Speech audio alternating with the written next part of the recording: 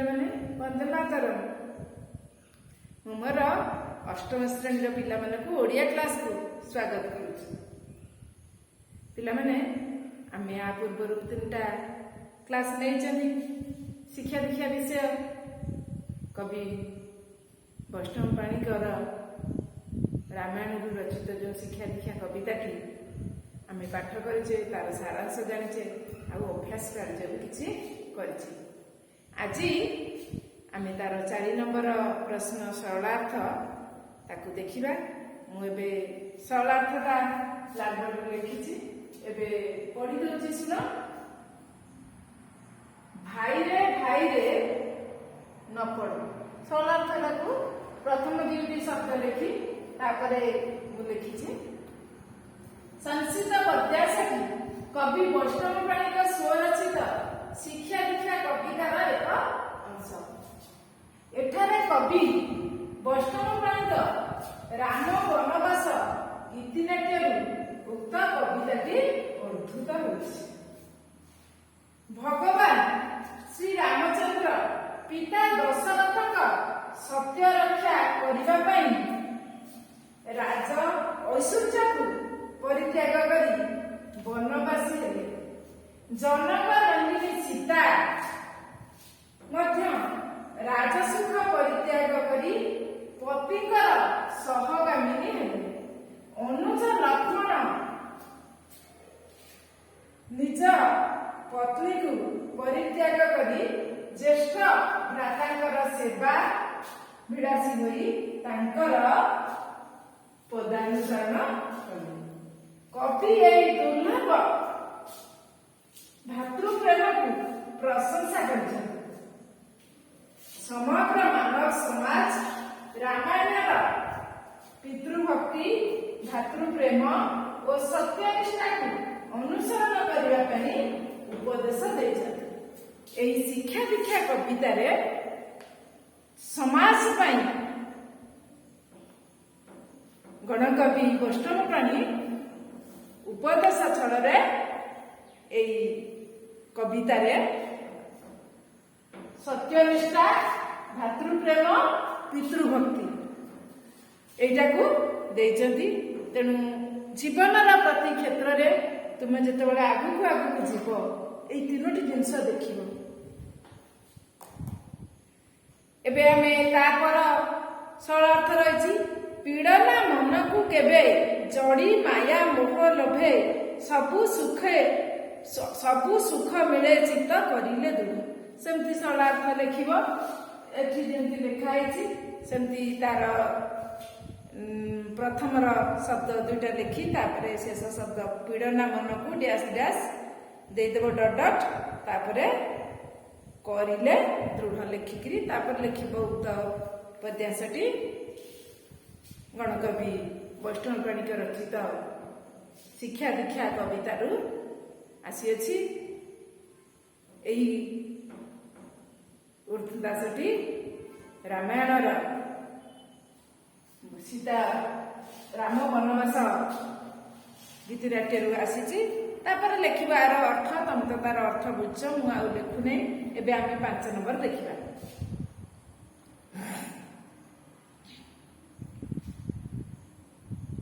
କବିତାଟିକୁ ଆବୃତ୍ତି କରିବା। କବିତାଟିକୁ ଆମେ ତ ପ୍ରଥମେ ଆବୃତ୍ତି କରିଥିଲେ, ତାକୁ ତମେ ବାର ବାର ଘରେ ଅଭ୍ୟାସ କରିବ, ଅଭ୍ୟାସ କରି ନିଜେ କରିବ। 6 ନମ୍ବର ଶୂନ୍ୟ ସ୍ଥାନ ପୂରଣ କର। ତମେ ଯଦି କବିତାଟି ଆବୃତ୍ତି କରିକି ମନେ ରଖିଥିବ, ତାହେଲେ ତମକୁ ଏଇଟା ପୂରଣ କରିବାକୁ ସହଜ ହବ। ଶିକ୍ଷା କର ପିତୃଭକ୍ତି ଡ୍ୟାସ୍ ଭିକ୍ଷା କର ପଛେ ସତ୍ୟ ବାଟ ନ ଛାଡ଼।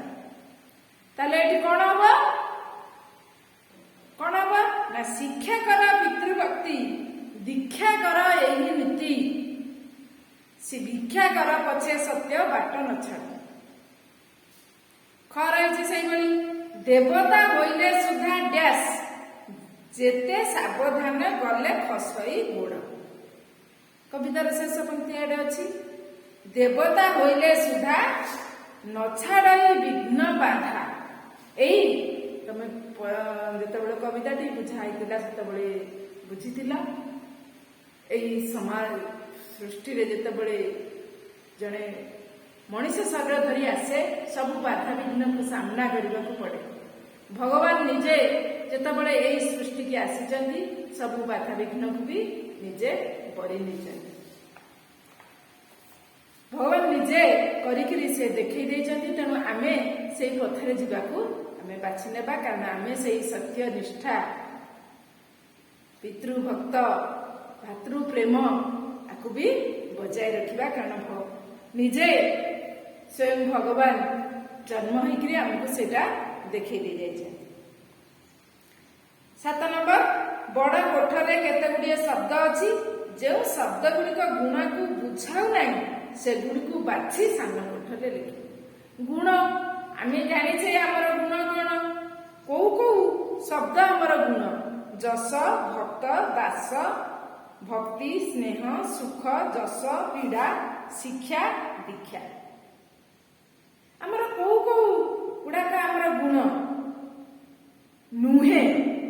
ये जो अच्छी 10टी शब्द, से 10टी शब्द रे आमर गुण जीए छाड़ी जी आमर गुण नुहे सी ताकू ये डाहाण पटे आमर जो गोटे कोठरी रही से लिखिब, निज खातार यहाँ कर गुण अंतर्भुक्त नुहे कर तले दि जाइथिबा उक्ति मध्य जेउठी कविकर परामर्श नुहे बोली भावुच ताकू कोठरी मध्य लेख। सत्यर बाट न छाड़िबा पई, अहंकार रे न पड़िबा पई, चित्त दृढ़ न करिबा पई, सुजस लोड़िबा कौटा ताले आमर एटा करिबा। जो तले जो 4टी वाक्य अछि कौटा आमर नुहे सेटा को आमे लेखिबा।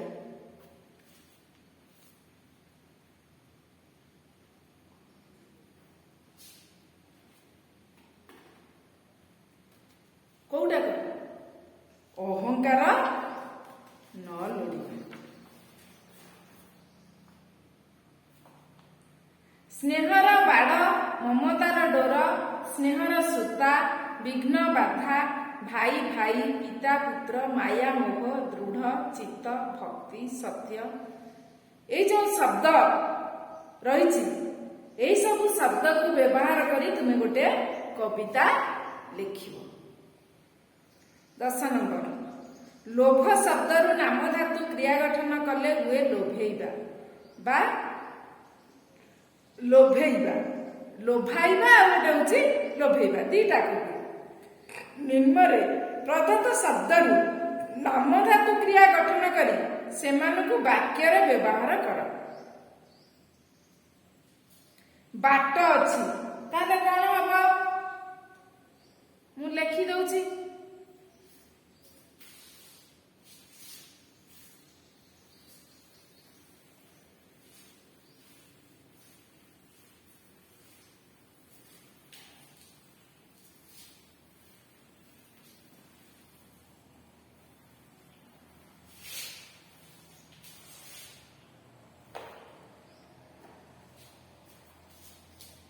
एटा 10 नंबर,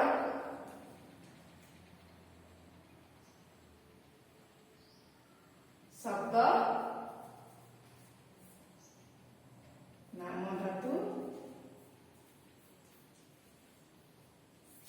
एठी देखिबा वाक्य।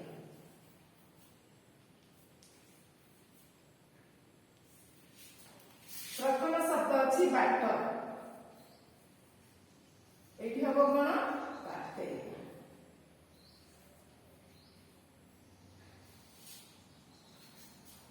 बाटेइबा लगे गोटे वाक्य कहब, वाक्य कोन हबो,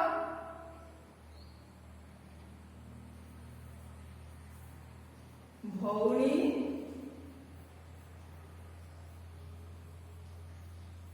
शाशुघर गला बेले भाई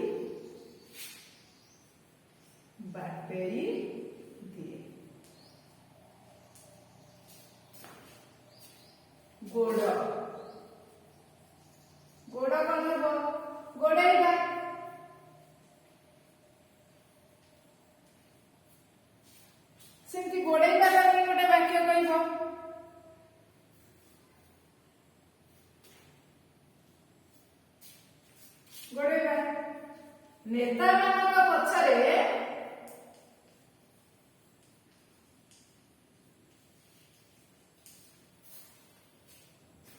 ଛାତ୍ରମାନେ ଗୋଡ଼େଇବା ଉଚିତ ନୁହେଁ।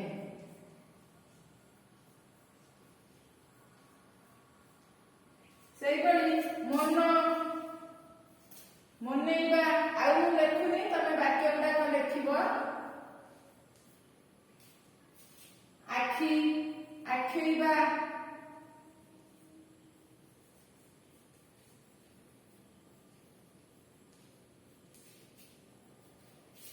ତାପରେ ହାତେଇବା।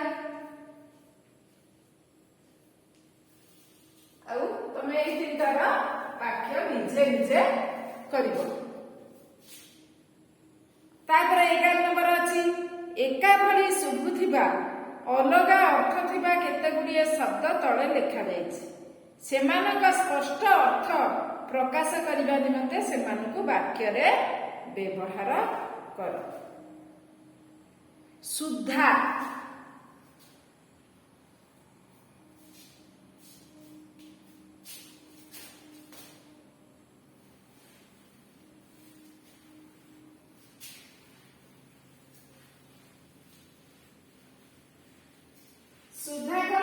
ସୁଧାର ଆগে ଆମେ ଅର୍ଥ ଜାଣିବା। ଏଠି ଅର୍ଥ ଲେଖିବାକୁ କୁହା ହେଇନି, ମୁଁ କିନ୍ତୁ ତମକୁ ଅର୍ଥଟା ଲେଖି ଦଉଛି, ତମେ ତାକୁ ନିଜେ କରିବ। ସୁଧା ହେଲା ଅମୃତ। ଏଇ ସୁଧା ଅର୍ଥ ଅମୃତ ରହୁଥିବା ବାକ୍ୟଟିକୁ ତମେ ଲେଖିବ। କଣ ମୁଁ ଏଇ ଅମୃତଟା ଲେଖିଲି, ତାକୁ ବ୍ରାକେଟ ଦେଇ ଦଉଛି, କାରଣ ଯେହେତୁ ଆମ ବହିରେ ତାର ଅର୍ଥ ଲେଖିବାକୁ ନାହିଁ। କାବ୍ୟ ରସ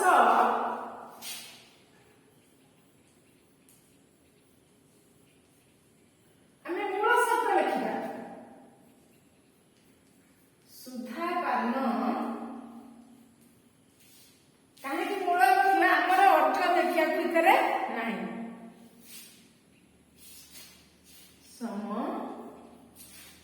ତୃପ୍ତି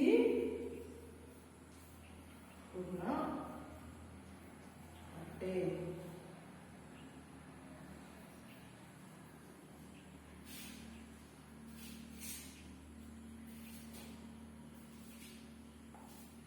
ତାପରେ ପୁଣି ଅଛି ସୁଧା। ଏଇ ଯୋଉ ସୁଧା, ଦେଖ ସୁଧା ଗୋଟେ ସୁଧା, ଦ୍ୱିତୀୟ ଧରେ ଆକାର ଆଉ ଗୋଟେ ଧରେ ଆକାର। ଏଇଠି ସୁଧା ହେଲା, ଆର ଅର୍ଥ ହଉଛି ମଧ୍ୟମ। ଏଇ ସୁଧାର ଅର୍ଥ ହଉଛି ମଧ୍ୟମ। ଏକା ଭଳି ଉଚ୍ଚାରଣ ହେଲେ ବି ତାର ଅର୍ଥ ଅଲଗା ରହିଛି। ତେଣୁ ତାର ବାକ୍ୟ କଣ ହବ? ଯେତେ କହିଲେ ସୁଧା ସେ ମୋ କଥା ଶୁଣିଲା ନାହିଁ। ଯେତେ କହିଲେ ସୁଧା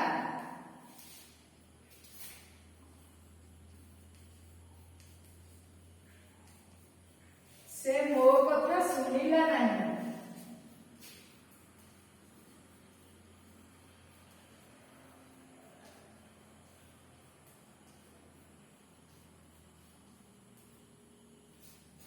ତାପରେ ନେକ୍ସଟ ଅଛି ଆସ। ଆସ ଦେଖ କାଲବେଶ ଅଛି, ଏଇ ଆସ ହେଲା ଆଶା ହେଲା। ଆକୁ ଲଗେଇ ଆଶା ଲଗେଇ ସେମିତି ଆମେ ବାକ୍ୟ କହିବା। ଯେ ଭଗବାନଙ୍କୁ ଆଶା କରେ ସେ ପ୍ରଥମେ ଅସୁବିଧାରେ ପଡେ, କିନ୍ତୁ ଶେଷରେ ପୂର୍ଣ୍ଣତା ଲଭେ। ଆଉ ଗୋଟେ ହଉଛି ଆସ। ଏ ଆସ ତମେ ତ ଜାଣିଛ, ଆସ। ଏଇ ଆସ ଅର୍ଥ କିଏ କହିବ? ଆସିବା। ଆସ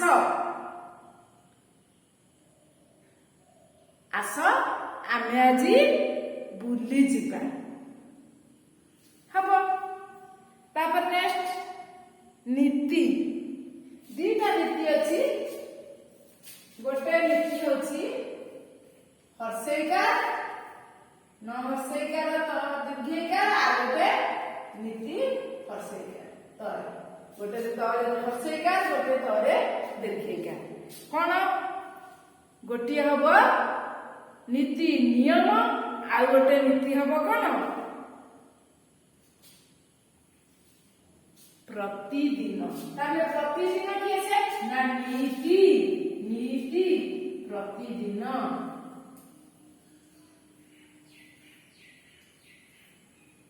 मु प्रतिदिन व्यायाम करे नीति नियम।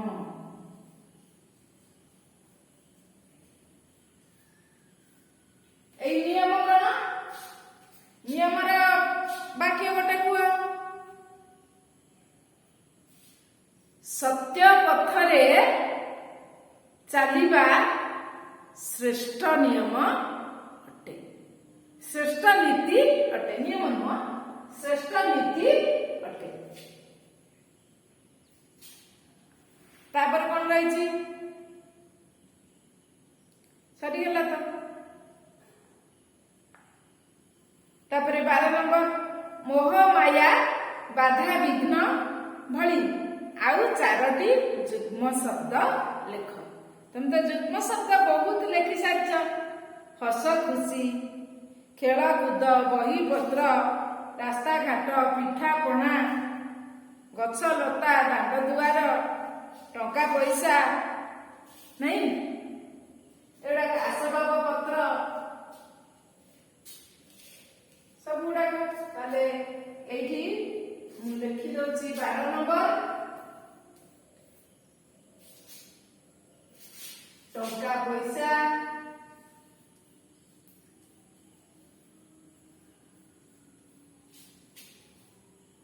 नेणी देणी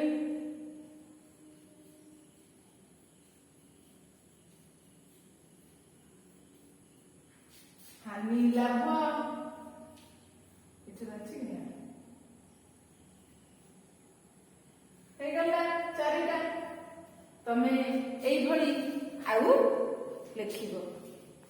तापर देछि लक्ष्मण का मां का नाम सुमित्रा सुमित्रा का पुआ होइथिबारु लक्ष्मण का आउ गोटिए ना होछि सौमित्री निज मां का नाम अनुसार नाम धारण करथिबा आउ 5 जन पौराणिक चरित्र का नाम लिखिबा। ताले हमकु दिया हेछि कुंती का पुत्र कोन ताकू कहै जिवो कुंती का पुत्र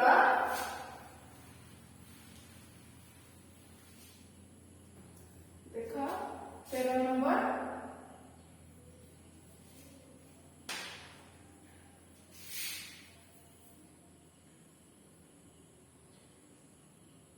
कुंती का पुत्र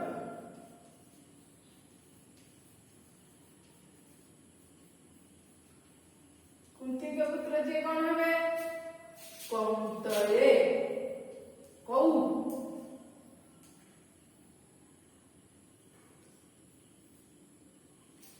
से पृथा का पुत्र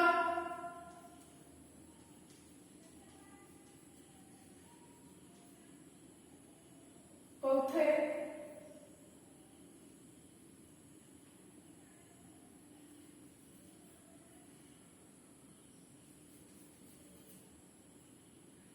विनता का पुत्र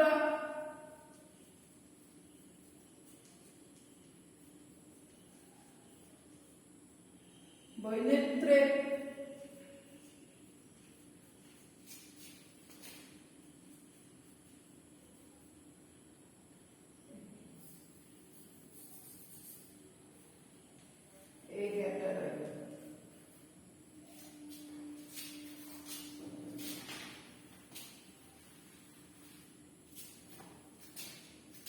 राधा का पुत्र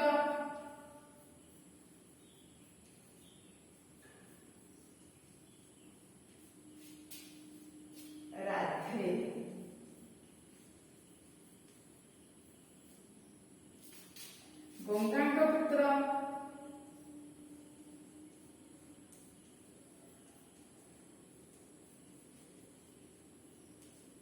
ଗାଙ୍ଗେୟ।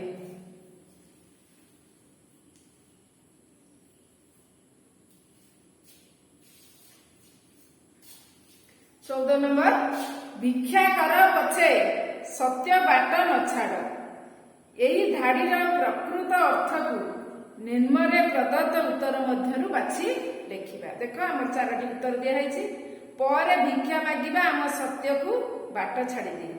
ପରେ ଭିକ୍ଷା ମାଗିବ କିନ୍ତୁ ସତ୍ୟର ବାଟ ଛାଡ଼ ନାହିଁ। ଯେତେ ଅସୁବିଧା ହେଲେ ବି ସତ୍ୟ ପଥରୁ ଘୁଞ୍ଚ ନାହିଁ।